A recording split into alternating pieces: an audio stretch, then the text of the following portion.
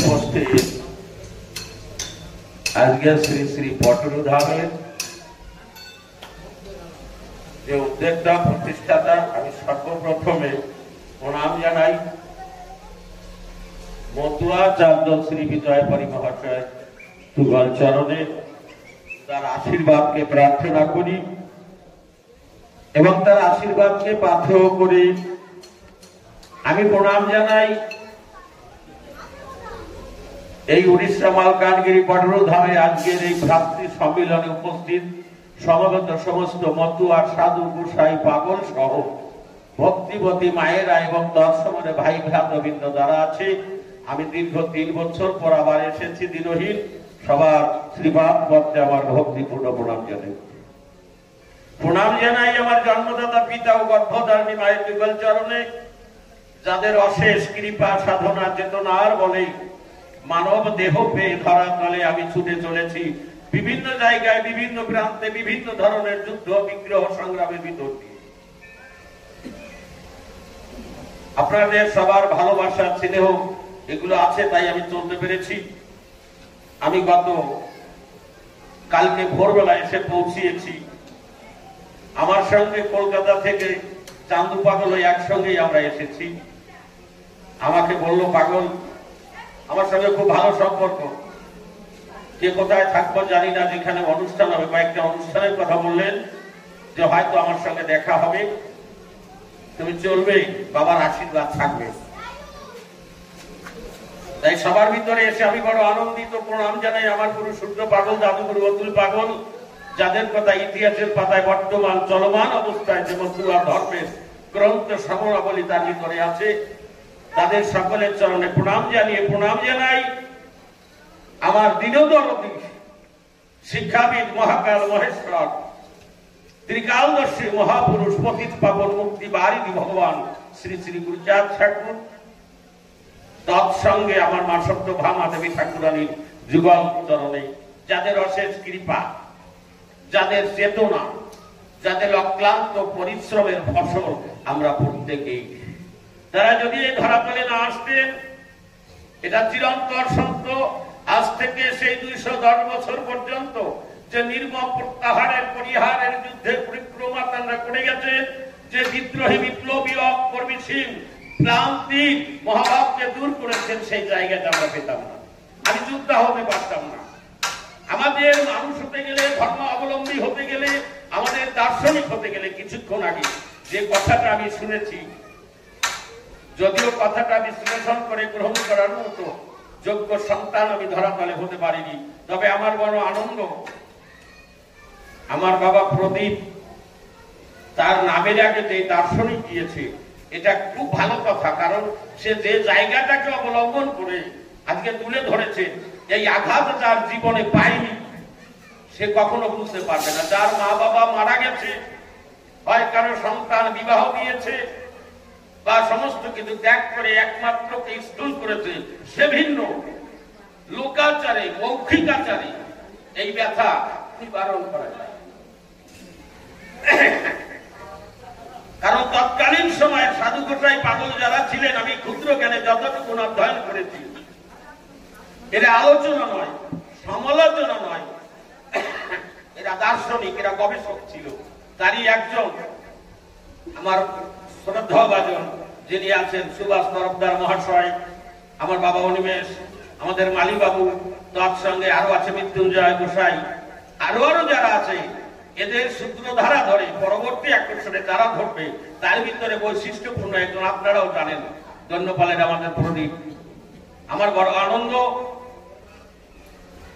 সেই আনন্দের সহিত আমি প্রণাম জানাই আমার পূর্ণ ব্রহ্ম শ্রী শ্রী হরিচাঁদ ঠাকুর এবং জগৎ মাতা শান্তি দেবীর যুগল চরণে। হরিচাঁদ ঠাকুর না আসলে একটা মৃত জাতি নতুন করে প্রাণ ফিরে পেত না।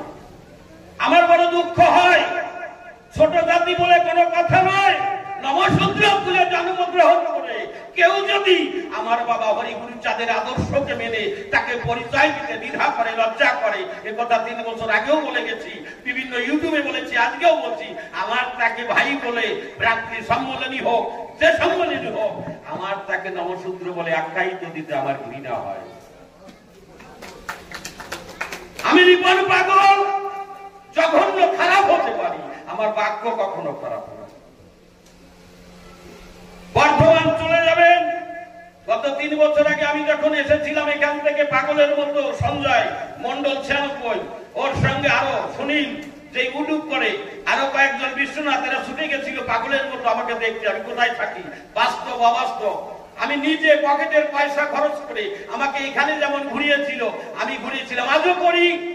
যে কয়েকদিন আসে আমি করবো বাবা হরিগুরু তাদের নাম বেঁচে ব্যবসা করতে আমি চাই। কারণ আজ থেকে 1 বছর আগে গত দুর্গা পূজায় আমার মা দেহ রেখেছিলেন। আমি অনেক জায়গায় অনেক লেকচার দিয়েছি, বক্তৃতা দিয়েছি, বিপদগ্রস্ত হয়নি।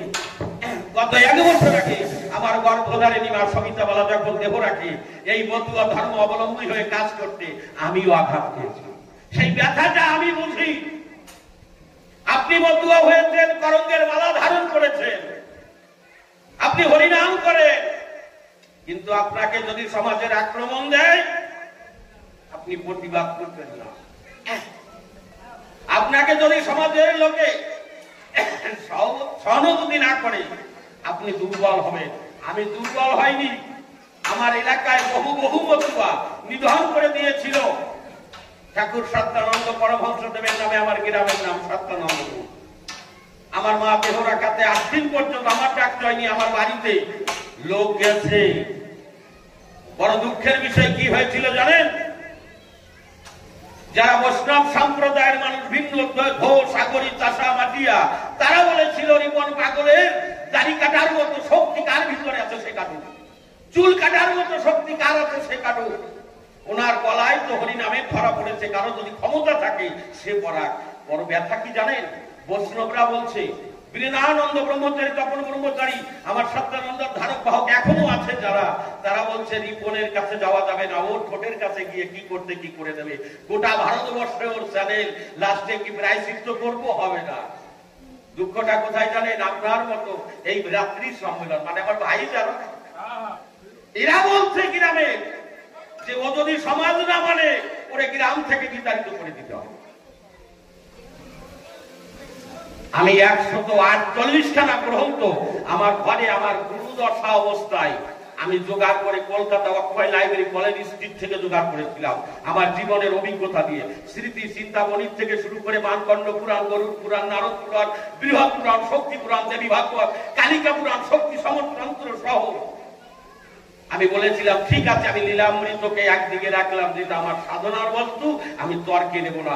কিন্তু কোন গ্রন্থে যদি লেখা থাকে যে আমি শূদ্র, আমাকে ওর দিয়ে কাজ করাতে হবে, আমি মেনে নেব।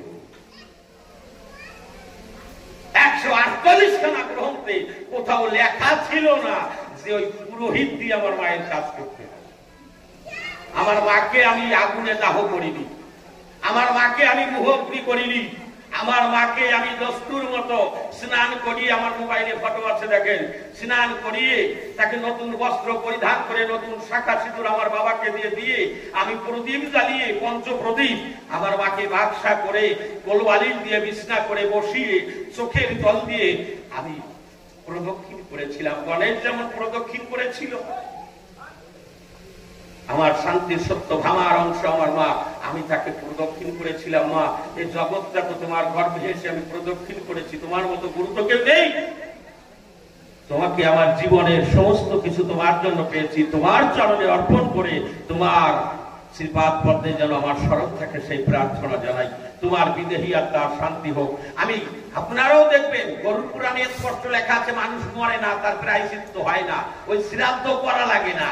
গরুড় পুরাণ করবেন, যারা ব্রহ্ম বৈবর্ত পুরাণ পড়েন স্পষ্ট লেখা আছে দেখবেন, কেউ যদি পিতামাতা মরে গেলে চুল দাড়ি কাটে ওই শ্রাদ্ধের সময়, তাহলে সে নরকে গমন করবে। তার হাতের জল মুতের সমান, তার মুখে হাতের ওই নিবেদন সেটা হচ্ছে বিশ্বাস সমান। তাই তো বাবা, রামায়ণের কথা তো না, অদ্ভুত রামায়ণের প্রমাণ আছে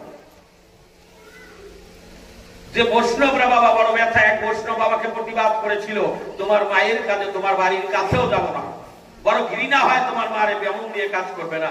আমার ওখানে যে ব্রাহ্মণ কাজ করে উনি বিবাহ করেনি। আমি যখন সাধনা করতাম সঞ্জয় দেখে এসে, আমি যেখানে থাকতাম ওনারে আমি খুব শ্রদ্ধা করি। ওনার কাছে যখন লোক গেল যে রিপন পাগল এই কাজ করছে, আমাদের এই দেশে যা কেউ পারেনি সেই কাজটা করছে রিপন পাগল, ওকে একটা কিছু করার দরকার। ব্রাহ্মণ বলেছিল রিপনের কাছে যেও না, ওর কাছে গিয়ে কেউ চুলকাইও না, যে তার নাগাল পাও না সে তার চুলকাইও না। রিপন কিন্তু এখানে আধ্যাত্মিকের কথা বলছি না, গোটা ভারতবর্ষে রিপনের কিন্তু মধ্য ভাইয়ের অভাব হবে না। আমাকে বিরাট বৈরাগ্য সন্তোষ বারই, গৌতম ব্রহ্ম, রঞ্জিত মাইল সহ এদের সবাই রে হয়তো প্রদীপ চেনে, এরা সবাই এক ডাকে বলেছিল রিপন ডাকলে পরে পাবে। আমি বলছিলাম তোমাদের আশীর্বাদ যদি থাকে, সূর্য তত 800 কোটি কিলোমিটার থেকে তার কিরণ বিকিরণ করে তোমাদের দৃষ্টি থাকলে, আমার মায়ের সামান্য পুত্র, আমি রিপন পাগলের মা, তার জন্য এত ইতস্তত হতে হবে না। আমি মায়ের অমৃত সন্তান, আমি একাই এক। যে বৈষ্ণব বাবা বলেছিল, আমি বাজারে মিটিং করার কথা বলেছিলাম, সম্মেলনের আমি খরচা দেব। আমি যখন ওনার সঙ্গে তর্ক বিতর্ক করি বাজারের উপরে, আমি যে বাজারে থাকি, বাজারের পাশেই আমার বাড়ি আসতো, ওই বাবাজি আমার মায়ের যেদিন আমি দুটো অন্ন সেবা দিয়েছিলাম, বাবাজি গেলেন, আমি যখন চরণামৃত করলাম, একটা জল চৌকির উপরে ওনাকে দাঁড়িয়ে ওনার চরণামৃত করে ওনাকে যখন আমি পূজা করছি, বাবাজি কাঁদতে কাঁদতে পড়ে গেলেন যে মথুরা বাজারের ভিতরে এই বাবা আছে। আমি কার বিচার করতে গিয়েছিলাম? আমি বললাম বাবা আপনি লীলামৃতখানা একবার একটু দর্শন করেন। আমার মনে হয় গোটা পৃথিবীর গ্রন্থ একদিকে, আর আমার শ্রী শ্রী হরি লীলামৃত যদি একদিকে দেওয়া হয়, তাহলে আমার লীলামৃত সম হবে না, হবে না, হবে না। আমি আলোচনা সমালোচনা বলি না, আপনারা গবেষণা করবেন। যে গবেষণা করবার জন্য গুরুচাঁদ ঠাকুর 4 ক্লাস মুসলমানের বক্তব্যে পড়ে যখন সুযোগ পাইনি, তিনি সুযোগ্য পুত্র হয়ে আমাদের শিক্ষার জন্য সমস্ত কিছু দিয়ে গেছে। শিক্ষায় জাতির মূল ধর্ম, শিক্ষায় চেতনা, শিক্ষায় বিপ্লবানের, যেমন বাবা অনিমেষ বলেছে। আমার কথা হচ্ছে ডঙ্কা কাশি আপনারা বাজান, আমার কোনো দুঃখ নাই, এটা আমার ঠাকুরের আধ্যাত্মবাদ। কিন্তু আমার গুরুচাঁদ ঠাকুরের বুক করা বেদনার জন্যই তো হাত, সেই হাতকে যদি আমাদের সমান্তরাল করতে হয়, তাহলে এই ভ্রাতৃ সম্মিলন, একের সঙ্গে অপরের মিলন, যেমন জীবাত্মা পরমাত্মার মিলন। জীবাত্মা যখন বহির্মুখী হয়, মানুষ তখন পথভ্রষ্ট হলে সে বিপদগামী হয়, লগ্নভ্রষ্ট হয়। তদ্রূপ মানুষ যখন ধর্মাঞ্চুত হয়, তখন তার মানবিকতা চেতনার বিনাশ ঘটে। তাই একাত্রিত করবার জন্য আজকে এত বড় উড়িষ্যার মালকানগিরি জেলায় একে অপরে যারা কমিটির ব্যক্তিবর্গগণ আছে, আমার মহামান্যবর মাননীয় সুভাষ তরফদার মহাশয় সহ যারা আছে, এরা আমাদের একাত্রিত করবার জন্য চেষ্টা করছে। কেন? সত্য। আমাদের একটা জায়গায় আমি গতদিন আলোচনা করেছিলাম 96-তে, যে লীলামৃতে যদি লেখা থাকে আমি হরিবে পূর্ণ অবতার অঝর অমর, আমি ক্ষীরোদশ্বর, আমি পূর্ণ, অপূর্ণের পিতা, সাধনা আমার কন্যা, আমি কেন দাতা। রাম কৃষ্ণ বুদ্ধ অথবা গৌরাঙ্গ, এরা সাধনা করে পেতে মম সঙ্গ, মম শক্তি ধরিবারে আর কেহ নাই, একমাত্র ধরিলে ধরিতে পারে গুরুচাঁদ গোসাই। তাহলে আমার হরি যদি পূর্ণ অবতার হয়, ভাগবতে যদি লেখা থাকে আগে ব্রহ্ম, দ্বিতীয় নাস্তিক, এবং খুলাম দ্বিতীয় গণিতীয় মাইটি খাটি লাশ হরি কাল্লাহ, তাহলে আমার হরি থাকতে আমার আলাদা কিছু প্রয়োজন হয় না। আমি কালকেই বলেছিলাম ওই বাসুর ঘরে বসে, যে তোর বাবা এই ঘরে থাকবে, ওই ঘরে তুই যদি খাবার রান্না করে ভোগ নিবেদন করিস, যে বাবা তুমি গ্রহণ করো, এই ঘরে তোর বাবা জীবিত, তোর বাবা যে মুখ দিয়ে খাবারটাকে গ্রহণ করবে, তোর বাবা আছে, তোর বাবা খায় খাই না। আমি তাহলে বাড়িতে শাশুড়টা খাইয়া মরার পরে যে মুখ দিয়ে খাবে, যে হাত দিয়ে খাবে, সে তো পুরো বছর হয়ে গেল। তারপরে যদি এক মন চাইলেন দিস, এ কোথায় যায়? এত বড় বলদ কেন? আমাদের প্রতিবাদী হতে হবে, বিপ্লবী হতে হবে। মতুয়া ধর্ম স্বতন্ত্র ধর্ম, আমরা হিন্দু নয়, আমরা মতুয়া, আমরা সনাতনী। আমি বর্তমান যে সার্টিফিকেটটা পেয়েছি ঠাকুরনগর থেকে, স্পষ্ট লেখা আছে, প্রেসিডেন্ট ভাই সমস্ত কিছু লিখে লেখা আছে, লাস্টে ঠাকুর বাড়ির সিগনেচার দিয়ে কি লেখা আছে? কি ধর্ম?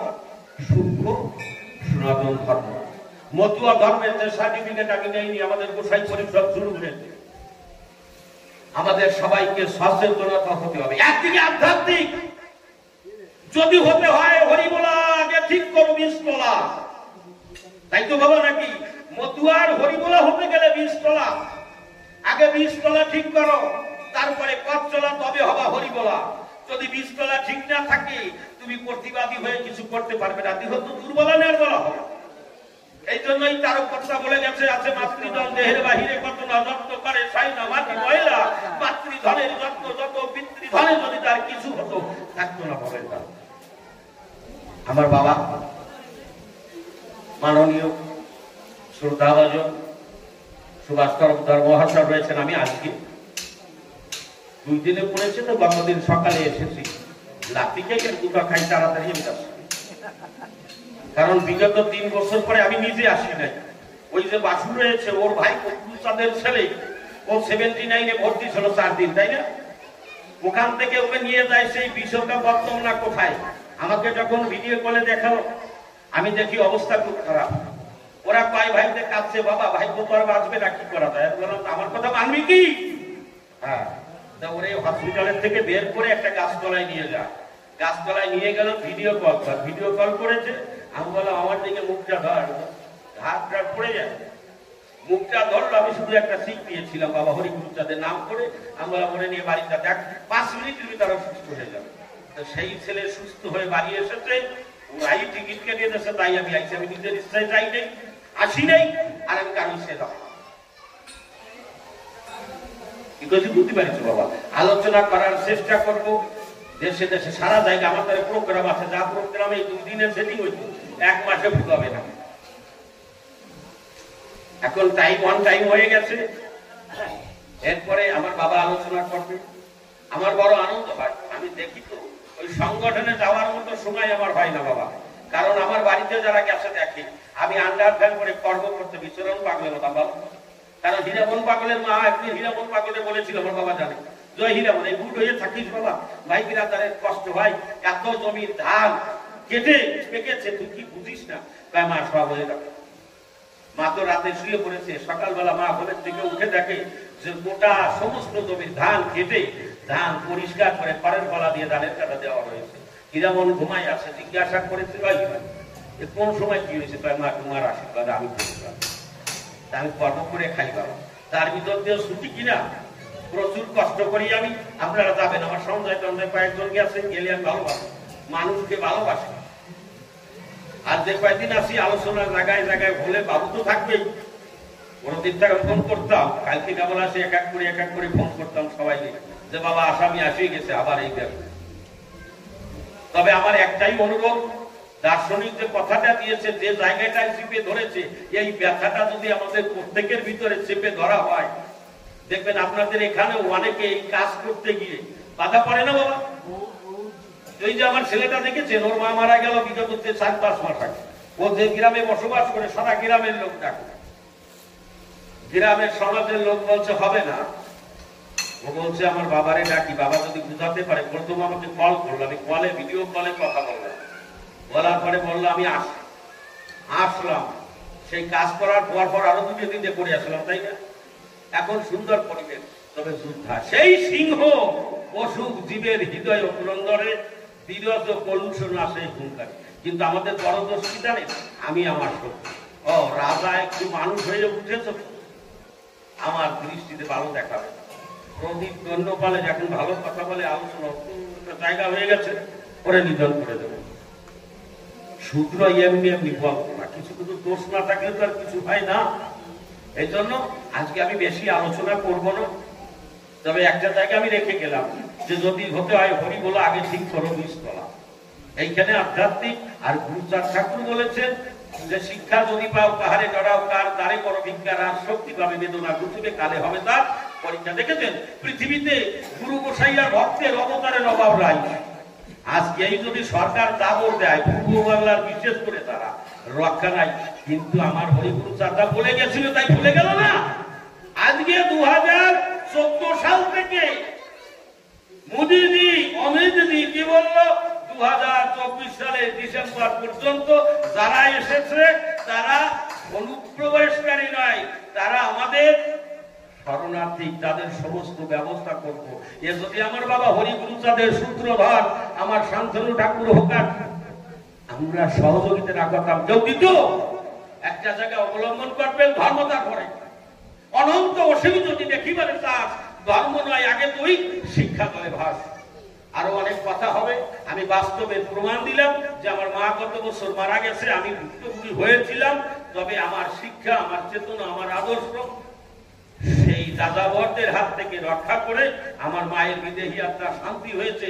আপনারাও যদি মায়ের অমৃত সন্তান হয়ে থাকেন, যে মা পৃথিবীর সর্বশ্রেষ্ঠ শিক্ষাবিদ, তার মুখে অগ্নি দেওয়া অসম্ভব না প্রদীপ? এটা করবেন না। মার শ্রাদ্ধ করা যায় না, মাকে শ্রদ্ধা করবেন। শ্রদ্ধা ভালো, লবতে কেন? তোমার নিষ্কলম ব্রহ্ম। শুধু হরিবল হরিবল করলে হবে না। মন্ত্র is nothing but this is power. আপনি যদি শক্তিশালী হন, আপনার মুখ দেখলে বোঝা যাবে ফেস অফ দ্য মাইন্ড। আপনি আপনারে জানেন ঈশ্বরকে। আমার হরিচাঁদে লীলামৃতে লেখা আছে, ঈশ্বরকে আত্মদান করো। ঈশ্বরকে আমি I am who am I, সেই ঈশ্বরের সঙ্গে যদি আমার মতো সম্পর্ক হয়, তবেই আমি জীবনে একটা জায়গা পাবো। বিস্তারিত আলোচনা আজকের মতো আমি আর করবো না। আরো কিছুদিন যদি থাকে আলোচনা বিভিন্ন জায়গায় হবে, হয়তো ধামে আবার রাখবো। সবার কাছে এই পর্যন্ত মিনতি রেখে যে কয়দিন থাকি ধামে, এই এলাকায় আমি যেন ভালো থাকি, সুস্থ থাকি, হরিনাম করতে পারি।